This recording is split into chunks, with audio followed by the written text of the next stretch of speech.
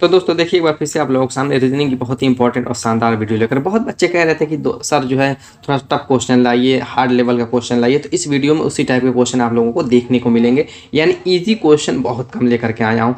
तो सभी के सभी क्वेश्चन थोड़ा सा हार्ड लेवल के यानी हाई लेवल के क्वेश्चन है। तो ये आप बता दो कि पार्ट 56 है, इससे पहले पार्ट 55 बना चुका हूँ। डिस्क्रिप्शन बॉक्स में सभी की लिंक मिल जाएगी, जाकर के वॉच कर लीजिएगा। अगर आप SSC, railway, bank, UP police constable और बहुत सारे गवर्नमेंट जॉब की तैयारी करें तो ये वीडियो आप लोगों के लिए मोस्ट इंपॉर्टेंट होने वाली है। तो चलिए देरी न करते तो स्टार्ट करते हैं अपने पहले क्वेश्चन से। पहला क्वेश्चन देखिए दोस्तों है ब्लड रिलेशन का क्वेश्चन। क्या कह रहा है कि एक तस्वीर की ओर इशारा करते हुए अंजलि ने कहा। मान लीजिए कि यहाँ पे एक तस्वीर थी, क्या थी? एक तस्वीर। इसकी तरफ इशारा करते हुए अंजलि ने कहा। किसने कहा? अंजलि ने। अंजलि ने क्या कहा देखिए तो ज़रा आगे। वो मेरे दादा के इकलौते बेटे का बेटा है। कह रहा है कि वो जो है मेरे दादा के इकलौते बेटे का ये बेटा है। अब बताइए अंजलि के दादा के इकलौते बेटे की अंजलि क्या लगेगी? आप कहेंगे कि अंजलि बेटी लगेगी। क्या लगेगी? पुत्री लगेगी, बेटी लगेगी, क्योंकि अंजलि के दादा का जो बेटा है, आप देखिए जब भी ब्लड रिलेशन के क्वेश्चन की बात हो तो अपने आप पे उसको सेट कर लीजिए, खुद पे सेट कीजिए कि मैं वही हूँ। ठीक है, इस तरीके से आपको समझने में आसानी होगी, कन्फ्यूज़न नहीं होगी। तो आपके दादा का अगर कोई इकलौता बेटा है तो वो आपके पिता ही होंगे, और उसका जो बेटा है वो आपका क्या लगेगा? तो शायद वही आगे क्वेश्चन में पूछा भी हो। कह रहे तस्वीर वाला व्यक्ति अंजलि से किस प्रकार संबंधित है। तो पहले ही कह दिया कि अंजलि के दादा के बेटे का बेटा है ये तस्वीर वाला व्यक्ति। तो अंजलि का क्या होगा? भाई होगा कि नहीं होगा? क्लियर हो गया। चलिए नेक्स्ट देखते हैं। अब यहाँ पर थोड़ा सा टफ है, ब्लड रिलेशन का ये भी क्वेश्चन लेकिन थोड़ा हाई लेवल का है। अब इस पे ध्यान दीजिए। कह रहा है कि अनुपम ने कार में बैठी एक महिला से कहा। एक महिला थी, ठीक है, कार में बैठी थी, उससे कौन कह रहा है? अनुपम। ठीक, अनुपम ने कहा मेरी पत्नी के भाई की इकलौती बेटी। क्या कह रहा है कि मेरी पत्नी के भाई की इकलौती पुत्री या बेटी, लिख देता हूँ बेटी, तुम्हारी बहन के भाई की साली है। तुम्हारी यानी इसी जो औरत की तरफ इशारा करते कह रहा है कि उसकी बहन यानी तुम्हारी बहन के भाई की ये क्या है? बेटी, साली है। ठीक, तो कह रहा है कि महिला के पति का अनुपम से क्या संबंध है, यानी इसका पति जो है वो अनुपम का क्या लगता है। बस यही क्वेश्चन है। अब यहाँ पर ध्यान दीजिए, इस महिला का जो बहन होगी और उसका भाई, तो इस महिला का भी भाई तो होगा, ऐसा तो है नहीं कोई और होगा। और ये अनुपम की पत्नी का भाई यानी अनुपम का साला होगा, और उसकी बेटी जो होगी अनुपम की भी बेटी के समान ही लगेगी। और ये जो है इस महिला के जो भाई की साली लग रही है, यानी कि जो इस महिला का ये जो भाई है ये अनुपम का क्या लगेगा ये बताइए। यहाँ से ये दामाद, देखिए सगा दामाद नहीं लगेगा लेकिन दामाद ही टाइप लगेगा।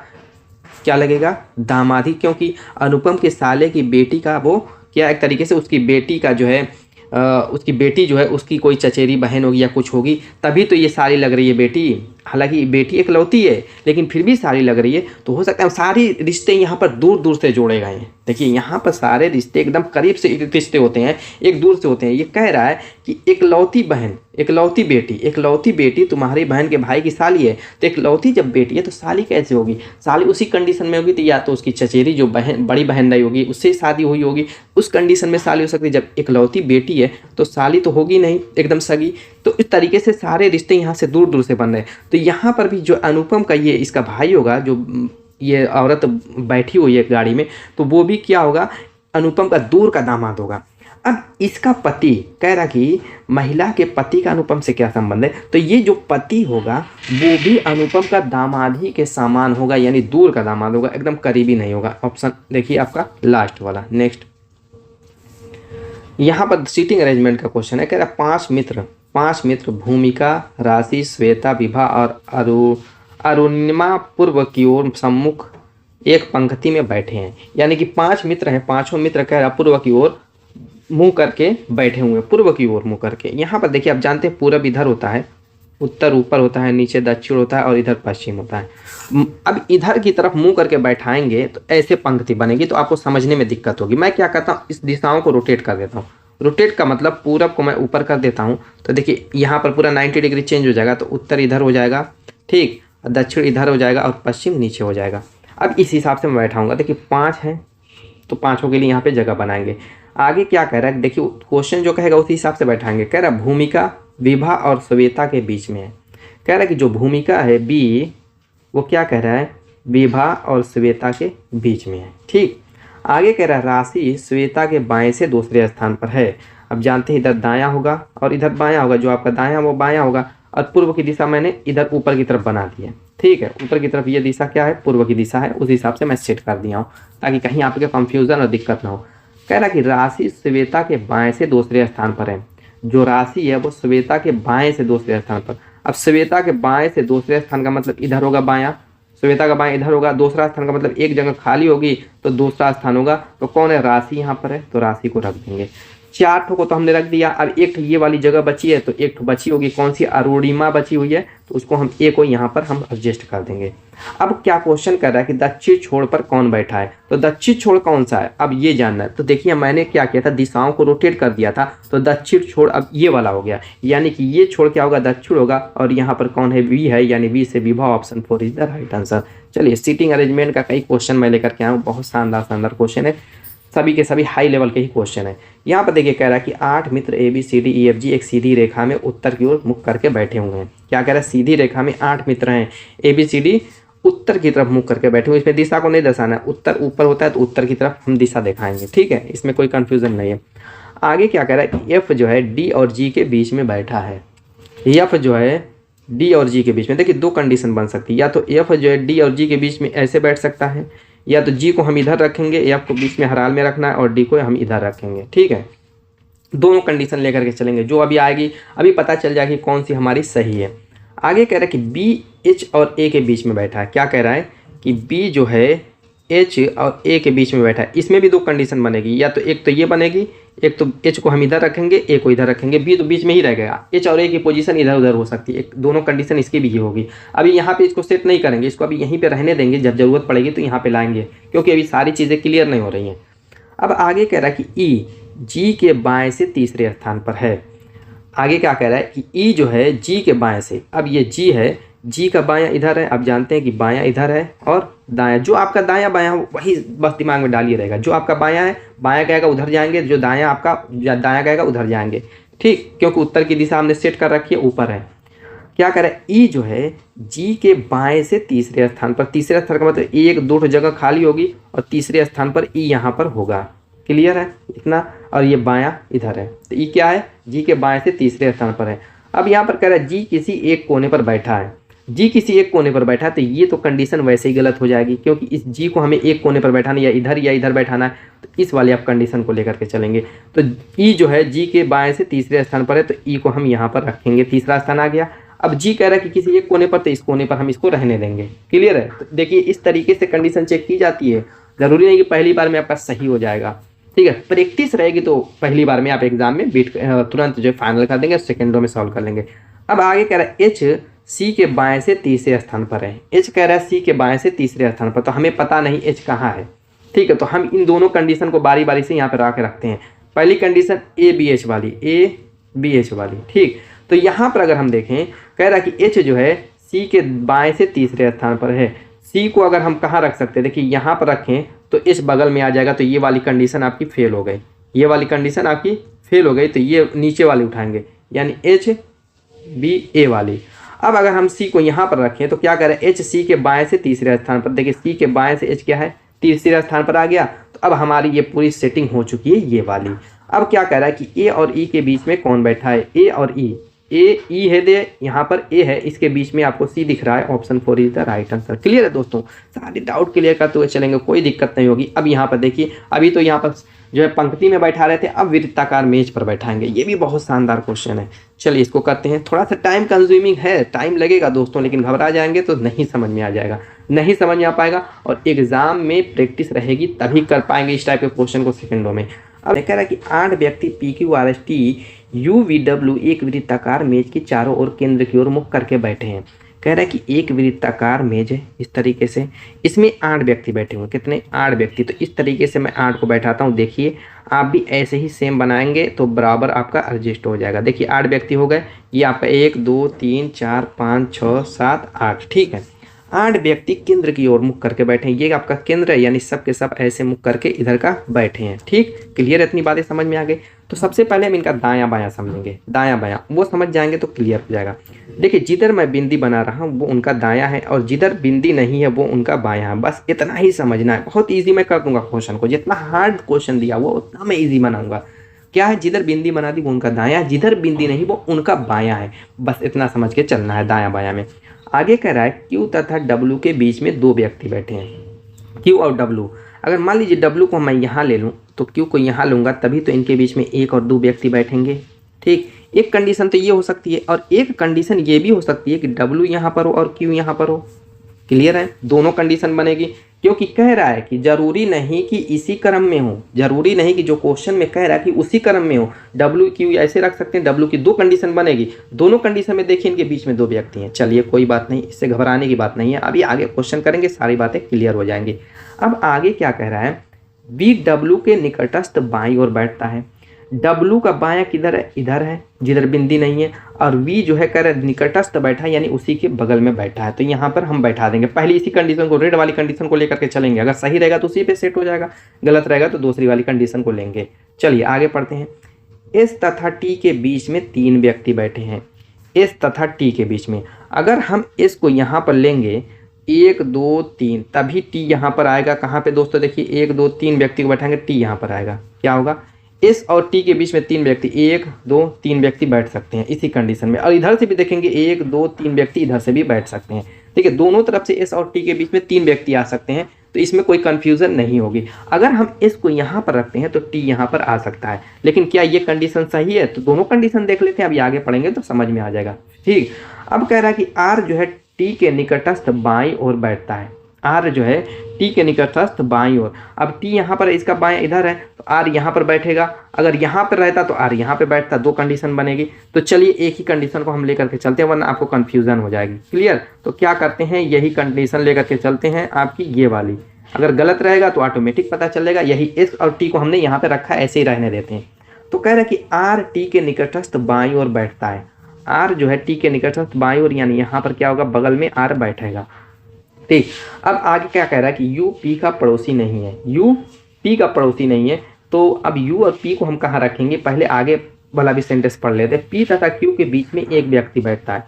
क्यू यहाँ पर है, यानी पी को अगर यहाँ पर रखेंगे तभी पी और क्यू के बीच में एक व्यक्ति आएगा जो कि एस है। अगर हम पी को यहाँ पर रखते हैं तो पी क्यू के बीच में एक व्यक्ति आएगा ही नहीं, तो यहाँ पर नहीं रखेंगे। और पहला उससे पहले कह रहा था कि यू पी का पड़ोसी नहीं है, तो पी यहाँ पर है तो यू को यहाँ पर रखेंगे तो यू पी का पड़ोसी वैसे ही नहीं होगा, और वही एक जगह खाली भी थी। तो देखिए बिल्कुल सही सेट हुआ, यानी इस वाले पे हम सेट करते तो गलत हो जाता। क्लियर, चलिए अब कह रहा है निम्नलिखित में से कौन सा कथन सही है। पढ़िए, पहला कथन कह रहा है क्यू यू के निकटस्थ दाईं ओर बैठा है। कह रहा है क्यू जो है, क्यू यू के निकटस्थ किधर बैठा है, यू के निकटस्थ दाईं ओर बैठा है। क्यू यू के निकटस्थ दाईं ओर बैठा है। तो बताइए यू के दाईं ओर बैठा है कि यू के बाईं ओर बैठा है क्यू, इस पे पहले ध्यान दीजिए। यू के बाईं ओर है कि दाईं ओर है, यू के बाईं ओर क्यू बैठा है, और इसमें कह रहा है क्यू जो है यू के निकटस्थ दाईं ओर बैठा, तो ये आपका क्या होगा, गलत हो जाएगा, और हमें कथन सही चुनना है। आगे दूसरा देखिए, कह रहा है पी तथा आर के बीच में एक व्यक्ति बैठा है। पी यहाँ पर है, आर यहाँ पर है, तो कहाँ एक व्यक्ति बैठे हैं, 1 2 3 व्यक्ति बैठे हैं, तो ये भी आपका गलत हो जाएगा। आगे कह रहे हैं क्यू तथा आर के बीच में 3 व्यक्ति बैठे हैं। क्यू तथा आर के बीच में 3 व्यक्ति, क्यू यहाँ पर है, आर यहाँ पर है, तो इसके बीच में तो एक ही व्यक्ति है, तो ये भी गलत हो जाएगा। आगे कह रहे हैं एस तथा यू के बीच में एक व्यक्ति बैठता है। एस तथा यू, एस यहाँ पर है, यू यहाँ पर है, इसके बीच में एक व्यक्ति बैठा है, यानी option 4 is the right answer, बिल्कुल सही है। चलिए नेक्स्ट देखते हैं। अब ये घड़ी वाला क्वेश्चन है। मैंने क्या कहा दोस्तों, इसमें टाइम लगेगी, ठीक है, तो टाइम देना पड़ेगा ये सारी चीज़ें सीखने के लिए। आगे कह रहा है 3:03 बजे यानी 3:30 बजे घड़ी की मिनट की सुई और मिनट की सुई, यानी घंटे और मिनट की सुई के बीच का कोण कितना होगा। देखिए एक तो तरीका होता है थोड़ा सा हार्ड लेवल का, उसको मैं नहीं कराऊंगा। एक होता है सिंपल से सेकेंडों में आप सॉल्व कर सकते हैं, वो तरीका होता है सूत्र वाला। यानी ये देखिए सूत्र आपका जो है क्या है, 60 घंटा माइनस 11 मिनट। इसको डिफरेंस बना देते हैं, यानी बड़े में से छोटे को हमें घटाना है, बटे में 2 बस रख दीजिए।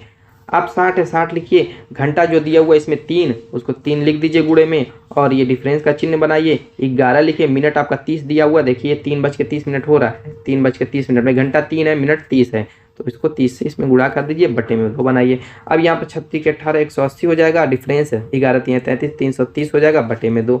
अब यहाँ पर घटाएंगे तो 0 हो जाएगा। अब यहाँ पर चूंकि देखिए डिफरेंस का मतलब होता है बड़े में से छोटे करना है, यानी 330 में से 180 घटाएंगे, माइनस में तो हमें लाना नहीं, अगर ये माइनस बना देते तो माइनस में आ जाता, और कोण माइनस में आता नहीं है, एंगल माइनस में आता नहीं है, तो उस हिसाब से सारी चीज़ें सेट करके चलना है। अब यहाँ पर 13 हो जाएगा, 13 में से 8 जाएगा तो 8 5 13 हो जाएगा, और यहाँ पर 1 बचेगा, बटे में 2, यानी क्या आएगा क्या 75 डिग्री। ऑप्शन देखिए 3 इज द राइट आंसर। चलिए नेक्स्ट देखते हैं, ये भी घड़ी वाला है, थोड़ा सा और शानदार क्वेश्चन है। कह रहा है कि शाम 6 बजे से 7 बजे के बीच घड़ी के मिनट की सुई और घंटे सुई के बीच कब 3 मिनट आगे हो जाएगी। कहने का इसका मतलब पहले क्वेश्चन का समझिए। कह रहा है कि शाम के 6 से 7 बजे के बीच, ये 6 है और ये आपका 7 है। कह रहा है कि इन दोनों के बीच कब जो है बीच घड़ी के मिनट की सुई घंटे की सुई से, यानी जो घंटे वाली सुई होगी वो उससे मिनट वाली सुई 3 मिनट कब आगे बढ़ जाएगी, 3 मिनट आगे बढ़ जाएगी, यानी दोनों सुइयों के बीच 3 मिनट का अंतर कब होगा। इसके कहने का मतलब ये है कि दोनों सुइयों मिनट और घंटे वाली सुइयों के बीच 3 मिनट का अंतर कब होगा। अब चलिए, अब यहाँ पर चूंकि ये 12 है, ठीक, तो अब यहाँ से देखिए मिनट वाली सुई जब 6 बजेगा तो मिनट वाली सुई 12 पे होगी। अब जब 6:30 पर आएगी तो मिनट वाली सुई कितना मिनट का सफ़र तय करेगी, आप कहेंगे 30 मिनट का, 30 मिनट का सफ़र तय करेगी। अब जब 6 से आगे बढ़ेगी तब तो घंटे वाली सुई से आगे बढ़ेगी। 6 से चूंकि 3 मिनट आगे बढ़ने के लिए कह रहा है तो क्या करेंगे, 30 में 3 जोड़ देंगे, यानी मिनट वाली सुई 30 3 33 मिनट का जब सफ़र तय करेगी तब घंटे वाली मिनट की सुई से आगे बढ़ेगी। क्लियर है, क्योंकि 6 बजेगा तो घंटे वाली सुई कितने पे होगी, 6 पे होगी, मिनट वाली सुई 12 पे होगी। अब ये पूरा सफ़र यहाँ से मिनट वाली तय करके आएगी, जब 6 क्रॉस करेगी तब तो मिनट वाली सुई से आगे बढ़ पाएगी। तो उस चीज़ को कैसे निकालेंगे, अब 33 मिनट आगे बढ़ाना है इसको तो कैसे निकालेंगे, कितना टाइम निकालने का समय क्या होता है। देखिए 1 घंटा जो होता है, जैसे 55 मिनट जो मिनट वाली सुई आगे बढ़ने में 60 मिनट का सफ़र, 60 मिनट का टाइम लगाती है, कितने का, 60 मिनट का। कैसे, देखिए यहाँ पर है, मान लीजिए कि घंटे वाली सुई यहाँ पर 1 पर है और मिनट वाली 12 पर, 2 बजेगा तो 2 बजने के लिए क्या करेगी, ये मिनट वाली सुई पूरा 1 चक्कर लगाएगी, कितने का, 60 मिनट का। तब जाकर के घंटे वाली सुई 5 मिनट अधिक दूरी तय करेगी, यानी 5 मिनट की दूरी तय करेगी, यानी 2 पर आ जाएगी। कितने पर आ जाएगी, 2 पर आ जाएगी। यानी कि मिनट वाली सुई 60 मिनट जब सफ़र तय करती है, 60 मिनट की दूरी तय करती है, तब घंटे वाली सुई 5 मिनट की दूरी तय करती है। यानी मिनट वाली कितनी दूरी अधिक तय कर रही है, 55 मिनट, क्योंकि ये 5 कर रही है, 60 कर रही है, तो घंटे वाली सुई से 5 मिनट अधिक दूरी तय कर रही है कि नहीं। तो वही कह रहा हूँ, 55 मिनट की अधिक दूरी तय कर रही है, कहते हैं 1 घंटे में, यानी 60 मिनट में। तो हमें कितनी मिनट की दूरी अधिक तय करानी है, 33 मिनट की। तो इसके लिए क्या हो जाएगा, 60 बटे में 55 गुणे 33, बस हो गया आपका, क्या हो गया, हो गया। अब 11 5 55, 11 3 33, अब 5 से काटेंगे 12 बार जाएगा, और ये 12 3 36 हो जाएगा। यानी कि 6 बजे तो रहेगा ही रहेगा, और इसमें ये क्या करेंगे, 36 मिनट जोड़ देंगे, यानी 6:36 मिनट पर मिनट वाली सुई घंटे वाली सुई से 3 मिनट आगे बढ़ जाएगी। तो 6:36 देखिए आपका दिया हुआ है कहीं, option 3 is the right answer. चलिए नेक्स्ट देखते हैं, कैलेंडर का क्वेश्चन है। क्या कह रहा है कि 8 फरवरी 2020 को शनिवार था, तो 1 फरवरी 2016 को कौन सप्ताह का कौन सा दिन होगा।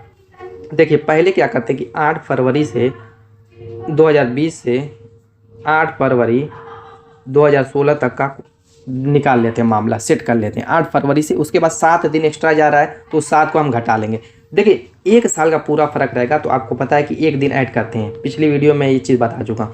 पूरा मतलब कहने का ये 8 फरवरी 2021 से, अगर 8 फरवरी 2020 से 2021 की बात करता, 8 फरवरी से 8 फरवरी, यानी पूरा दिन और तारीख वही रहती, सिर्फ साल 1 दिन का चेंज होता, तो इसमें 1 ऐड करते। लेकिन अगर लीप ईयर रहेगा और उसमें फरवरी शामिल रहेगी, जैसे 8 फरवरी कह रहा है 2020, तो 2020 क्या लीप ईयर है, तो इसमें 29 फरवरी आ जाएगी, तो उसमें 2 जोड़ते हैं। क्लियर, 2 जोड़ते, क्या करते हैं, 2 जोड़ते। तो इन सारी चीज़ों का ख्याल करना है। तो यहाँ पर हम जब बढ़ेंगे तो बढ़ाएंगे, जैसे 2020 से 2021 की तरफ जाएंगे तो प्लस करेंगे, और अगर उल्टी साइड में जाएंगे, जैसे 2020 से 2016 की तरफ जा रहे घट रहे, तो माइनस करेंगे क्या करेंगे, वहाँ पे माइनस करेंगे। इस चीज़ का ख्याल करना है। तो 8 फरवरी 2020 से हम 8 फरवरी 2016 में जा रहे हैं, तो पहले साल को देखिए, 4 साल का गैप हो रहा है। अब यहाँ पर 8 फरवरी तक ही जा रहे हैं, चूंकि 2016 भी लीप ईयर होता है, लेकिन 29 फरवरी हम क्रॉस नहीं कर रहे हैं, तो उसमें 1 नहीं जोड़ेंगे, सिर्फ इसमें जोड़ेंगे, क्योंकि इसमें 8 फरवरी है और इसमें 29 फरवरी आएगा। क्या आएगा, सॉरी देखिए यहाँ पे मिस्टेक हो गई। यहाँ पर चूंकि अपोजिट साइड जा रहे हैं तो इस 8 फरवरी से हम 8 फरवरी 2016 में जा रहे हैं, तो ये डिक्रीज करेगा, तो इसमें 29 फरवरी नहीं आएगा बल्कि इस वाले में आएगा 29 फरवरी, क्योंकि इसमें हम क्या करेंगे 29 फरवरी से घटते हुए 8 फरवरी तक आएंगे, तो 2016 वाले में एक इंक्रीज करेंगे, यानी इसमें लीप ईयर वाला एक जोड़ेंगे, इसमें नहीं जोड़ेंगे। क्लियर हो गया, क्योंकि ये घटते हुए वाले में आ रहे हैं, बढ़ते हुए वाले में आते तो इसमें हम एक जोड़ते, तो जोड़ना हर हाल में एक लीप ईयर वाले में। तो हमारा कितना दिन आ गया, 5 दिन आ गया। तो ये 8 फरवरी को क्या कह रहा है, शनिवार था, तो शनिवार में हम क्या करेंगे 5 पहले घटाएंगे, 5 घटाएंगे शनिवार में, तो घटा करके देख लीजिए आपका सोमवार आएगा। ठीक, अब हमने निकाला 8 फरवरी से 8 फरवरी की जो है दिन, हमें निकालना था 1 फरवरी वाला दिन। अब क्या करेंगे, तो 8 फरवरी और 1 फरवरी में कितने का अंतर है, 7 का, यानी 7 हमने अधिक कर दिया, फिर इसमें से हम 7 घटाएंगे, तो पूरा सप्ताह में 7 दिन होता है, तो सोमवार में से 7 घटाएंगे तो पुनः सोमवार ही आएगा, यानी option 2 is the right answer. कोई दिक्कत दोस्तों, कोई दिक्कत नहीं होनी चाहिए। चलिए नेक्स्ट देखते हैं। अब यहाँ पर देखिए क्या कह रहा है कि एक क्षैतिज मेज पर एक घड़ी रखिए, दिशा दूरी का घड़ी के रूप में। दोपहर 3 बजे इनकी मिनट की सुई उत्तर की ओर होती है, दोपहर के 3:40 पर मिनट की सुई किस दिशा में होगी। यहाँ पर देखिए आप जानते हैं इधर उत्तर है, इधर पूरब है, दिशा जैसे होती है वैसे बना लेंगे। ये आपका पश्चिम है। कह रहा है कि दोपहर 3 बजे इसकी मिनट की सुई उत्तर की ओर होती है। जैसे मान लीजिए कि यहाँ पर आपका 3 बज रहा है, यहाँ पर 3 है, वैसे जो घड़ी होती है 12 होता है, यहाँ पे 6 होता है, यहाँ पे 9 होता है। तो 3 जब बजेगा तो मिनट वाली सुई कहाँ होगी, घंटे वाली तो 3 पर होगी, मिनट वाली 12 पर होगी, यानी उत्तर की तरफ होगी। तो कह रहा है कि दोपहर के 3:40 पर कौन सी ये होगी। तो चलिए उसको निकाल लेते हैं। 3:40 पर यहाँ पर देखिए 3:40 होगा, तो यहाँ पर आपका 6 है, तो यहाँ पर 7 होगा, यहाँ पर 8 होगा, यानी कि 40 पर मिनट वाली सुई यहाँ पर आ जाएगी। ठीक है, तो आपको मैं बता दूं कि 1 घंटे में आप जानते हैं 1 आवर में 30 डिग्री का कोण बनता है। तो यहाँ से देखिए 1 घंटा 7 पर, फिर ये 8, यानी 60 डिग्री का कोण बनेगा, यानी दक्षिण दिशा में ये 60 डिग्री का एंगल बनाएगी दक्षिण दिशा में, और पश्चिम दिशा भी आ जाएगी। पश्चिम दिशा और ये दक्षिण दिशा होती है, दक्षिण पश्चिम होती है, दक्षिण पश्चिम के बीच वाली, तो ये 60 डिग्री का एंगल बनाएगी। तो कौन सी, दक्षिण दिशा में 60 डिग्री का कोण बनाती है, तो दक्षिण 60 डिग्री यहाँ पर दिख रहा है, और पश्चिम भी है, तो option 3 is the right answer. चलिए चलते हैं अब नेक्स्ट क्वेश्चन की तरफ। यहाँ पर दोस्तों देखिए फिगर से रिलेटेड क्वेश्चन है। यहाँ पर क्या रहा है, कह रहा है कि जैसे इस फिगर से इस फिगर का संबंध है, वैसे इस फिगर से यहाँ पर कौन सा फिगर बनेगा। तो इस फिगर से ये फिगर बना कैसे, उस पर ध्यान दीजिए। जैसे यहाँ बिंदियों का कमाल है, बाकी फिगर तो ये आपका जो आयतनुमा दिख रहा है पिलर टाइप, वो तो सेम टू सेम है, लेकिन यहाँ पर बिंदियाँ चेंज हो रही है। बिंदियाँ कैसे चेंज हो रही है, जैसे यहाँ पर एक बिंदी थी, यहाँ पर बिंदी थी, यहाँ पर, तो जहाँ पर बिंदियाँ थी उसको हटा दिया गया है। जहाँ पर बिंदी थी, देखिए मैं दिखा रहा हूँ, यहाँ पर बिंदी थी, नेक्स्ट फिगर में वहाँ पर बिंदी नहीं है, बाहर वाले हिस्से में फिगर बिंदी थी, यहाँ पर नहीं है, और जहाँ पे बिंदी नहीं थी वहाँ पे बिंदी दे दिया गया। अब यहाँ पर बिंदी नहीं थी तो यहाँ पर बिंदी दे दिया गया। क्लियर। अब अंदर वाले हिस्से में देखिए, यहाँ पर बिंदी नहीं थी तो वहाँ पे बिंदी बन गई, यहाँ पर बिंदी नहीं थी तो यहाँ पर भी बिंदी बन गई, और जहाँ पे बिंदी थी वहाँ पे बिंदी हटा दी गई है। सेम यहाँ पर भी देखिए, अंदर वाले हिस्से में यहाँ पर बिंदी थी तो वहाँ से बिंदी हटा दी गई, यहाँ पर बिंदी नहीं थी तो वहाँ पे बिंदी दे दी गई, यहाँ पर बिंदी नहीं थी तो यहाँ पर भी बिंदी दे दी गई, और जहाँ पे बिंदी यानी जहाँ पर बिंदियाँ थी वहाँ से हटा दी गई, जहाँ पे नहीं थी वहाँ पे दे दी गई। अब सेम वही काम यहाँ पर करेंगे। देखिए जहाँ पे बिंदियाँ नहीं है हम वहाँ पे बिंदी दे देंगे। ऐसे रेड कलर वाली जो है वो बिंदी मैंने दे दी। इस तरीके से तीनों बिंदियाँ होगी, तो इस तरीके का फिगर आपको यही सिर्फ दिख रहा है, बाकी हमें देखने की जरूरत नहीं है, वैसे भी देख सकते हैं। तो यहाँ पर ये बिंदियाँ हट जाएंगी और यहाँ पर बिंदी आपकी रेड कलर वाली बन जाएगी। जहाँ पे बिंदी है वहाँ पे हटा दी जाएगी, जहाँ पे नहीं है वहाँ पे लगा दी जाएंगी। तो यही ऑप्शन आपका 3 इज द राइट आंसर। चलिए नेक्स्ट नंबर एनोलॉजी का क्वेश्चन है। कह रहा है कि 80 से जैसे 730 बना हुआ है वैसे यहाँ से 344 कैसे बनेगा। 80 और 730 में अगर अंतर निकालेंगे तो बहुत ज़्यादा आएगा। तो यहाँ पर स्क्वायर या क्यूब का खेला है। क्या है, स्क्वायर या क्यूब का खेला। अगर मैं 80 को देखूँ तो दोस्तों ये 9 के स्क्वायर के आसपास रहता है, यानी 81 में से 1 घटाएंगे तो आपका 80 हो जाएगा। और अगर मैं 730 को देखूँ तो ये 9 के क्यूब का खेला है, यानी 729 होता है। इसमें मैंने +1 किया तो ये 730 बन गया। क्लियर। यानी कि 9 के स्क्वायर किया गया और उसमें से -1 करने पर 80 आया, और 9 का क्यूब करने पर 730 आया। चलिए नेक्स्ट स्टेप देखते हैं। 343 अगर मैं 7 का क्यूब देखूँ तो होता है दोस्तों क्या, 343। क्या होता है, 343। अब वही 44 के आसपास है, यानी 1 जोड़ेंगे तो आपका 344 आ जाएगा। यानी 7 का स्क्वायर करके क्या करेंगे, -1 करेंगे, तो ये वाला स्टेप आना चाहिए, क्योंकि हमने 9 का स्क्वायर करके -1 किया था। तो 7 7 49 -1 बराबर 48। ऑप्शन देखिए 4 is the right answer. Next question यहाँ पर कह रहा है दोस्तों, जिस तरीके से तलवा का संबंध पैर से है वैसे हाथ का संबंध किससे होगा। तलवा पैर में होता है नीचे का हिस्सा तलवा, वैसे हाथ में ऊपर का हिस्सा क्या होता है, हथेली। ऑप्शन 2। नेक्स्ट क्वेश्चन यहाँ पर कह रहा है दोस्तों, जिस तरीके से ये बंदर वाला फिगर के सामने केला दिया हुआ है, यानी बंदर केला खाता है, वैसे ही यहाँ पर चूहा क्या खाएगा, फटाक देना बताइए। तो चूहा बजाना है, यानी चूहों को बजाने वाली चीज़। गाजर खाता है, बिल्कुल नहीं। बिल्ली तो वैसे ही नहीं खाएगा। तो बची हुई है ये पनीर। क्या है दोस्तों, पनीर। ऑप्शन 4 आपका D is the right answer. चलिए नेक्स्ट देखते हैं। यहाँ पर क्या कह रहा है, जिस तरीके से DWT से GZW बना हुआ है, इसे QPM से यहाँ पे क्या बनेगा। चलिए इसमें नंबर का खेल A to Z, 1 से लेकर के 26 तक। यहाँ पर D होता है 4, W होता है 23 और T होता है 20।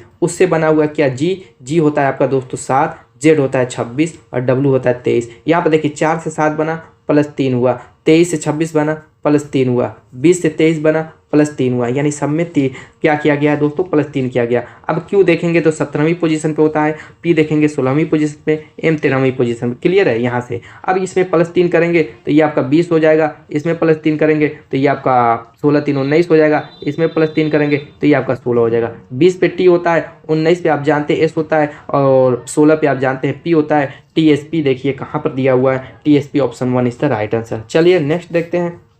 नंबर एनोलॉजी का ये भी क्वेश्चन है, इसकी लॉजिक मैं बताऊंगा, आंसर आपको करना है। यहाँ पर 139 से कह रहे हैं, जैसे 228 बना हुआ है, 122 से 211 बना है, तो यहाँ पर कौन सा आएगा। चलिए इसमें क्या किया कि 228 में से हम घटाएंगे किसको, 228 में से 139 घटाएंगे, तो घटाने पर क्या आएगा आप दोस्तों, 9 आएगा, 89 आएगा। ऐसे ही क्या करेंगे, 211 में से 122 घटाएंगे तो आपका आएगा दोस्तों 89। तो यही लॉजिक लगा करके, यानी कि क्या करना है, यहाँ पर कौन सा नंबर रखें कि घटाने पर 89 आए, तो उस हिसाब से देख लीजिएगा और इसका आंसर कमेंट कर दीजिएगा। चलिए नेक्स्ट देखते हैं। यहाँ पर कह रहा है, जिस तरीके से पैसा का संबंध रुपया से है, तो यहाँ पर किलोमीटर का संबंध किससे होगा, फटाक देना बताइए। पैसा रुपया से, यानी पैसे से छोटी यूनिट क्या होती है, रुपये से छोटी यूनिट होती है पैसा। वैसे किलोमीटर से छोटी वाली यूनिट निकालेंगे तो किलोमीटर से बहुत सारी छोटी होती है, मीटर भी होती है, डेकामीटर भी होती है, तो ये लॉजिक नहीं लगेगी। तो यही बच्चे लगाएंगे और कंफ्यूज में पड़ जाएंगे। देखिए 100 पैसा बराबर होता है क्या, 100 पैसा बराबर होता है 1 रुपया। ऐसे ही कौन सा 100 किलोमीटर के बराबर होगा, आप जानते हैं कि 100 डेका बराबर होता है 1 किलोमीटर, यानी decametre is the right answer. तो दोस्तों उम्मीद है कि वीडियो पसंद आएगी। मिलेंगे शानदार धमाकेदार के साथ नेक्स्ट वीडियो में, तब तक के लिए बाय बाय।